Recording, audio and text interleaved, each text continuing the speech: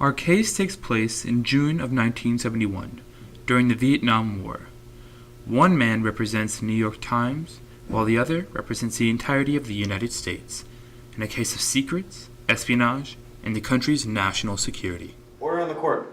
Are all parties present? Yes. I am Garrett Whitaker, and I stand before you representing the government of the United States of America. And I'm Andrew Porterfield, and I stand before you representing the newspaper publishing company of the New York Times. Thank you both. Mr. Whitaker, please state your case. I represent the United States in this case of national security. As a country, we value information and the freedom of speech.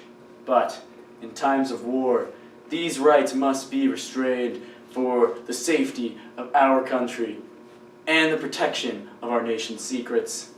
The New York Times committed a treasonous crime by releasing confidential information to the public, information that could give the upper hand to the hostile country of Vietnam.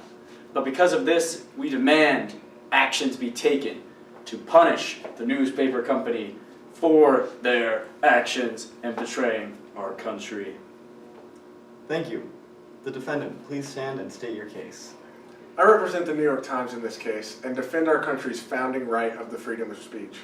Our country is at war, this is true, but that should not get in the way of our right to information about our world and our country.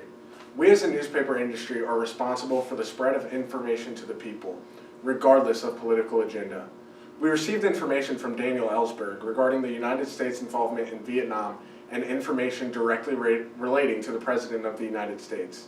With this information, we were responsible for sharing it with the people, even if the military and president didn't agree with it. In their attempt to keep these secrets, and even by attacking our company, they get in the way of the right to free speech. After their opening statements, the two defended their claim. The United States government argued that the New York Times put the country at risk and divulged secrets that would put American soldiers on foreign soil in danger. The New York Times, on the other hand, defended itself, claiming that it was performing a duty to inform the people of the United States. The 9 Supreme Court justices listened and deliberated before finally reaching a decision. After 4 days, the Supreme Court has made a decision. The Supreme Court had ruled 6-3 in favor of the New York Times. The court wrote a per curiam, a majority decision not authored by any particular judge. Here's what it said. Quote, "Any system of prior restraints of expression comes to the court bearing a heavy presumption against its constitutional validity.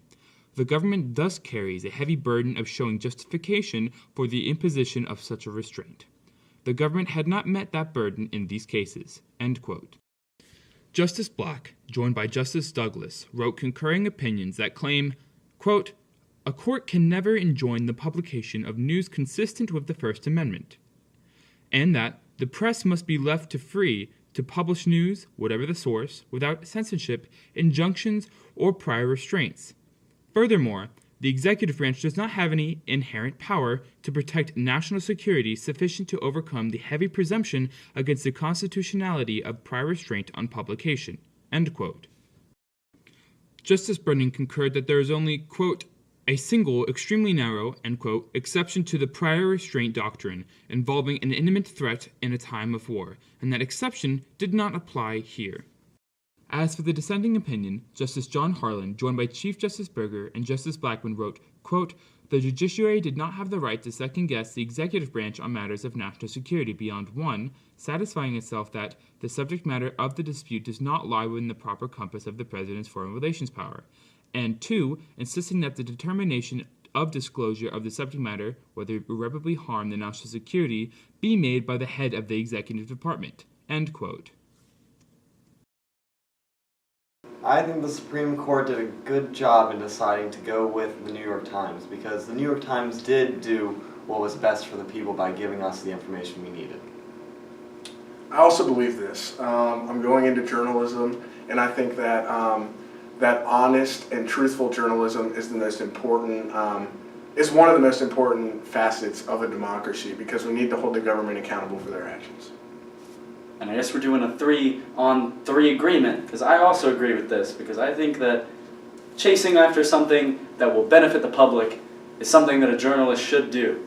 And without the Supreme Court siding with the New York Times, some of this information would never have been leaked or just given out. And I think it's a good thing that we're able to check the government and present these kinds of media to the public. Personally, I think the U.S. versus the New York Times has shown a great deal of what the democracy is in the United States. Not only are we protected through the First Amendment and through other amendments to retain our free speech and retain our free ideology, but we are able to express that and publicly express that too. For New York, I feel that it was a good idea to publish these papers, not only because it held the government accountable for their actions, but the government could also abuse this power and shut down papers that it could see as a national defense emergency, especially if it's not information that is related to the case or related to the government. And so because of the Supreme Court ruling, not only is the executive branch not able to overuse its power, but it's able to be now held accountable for its actions.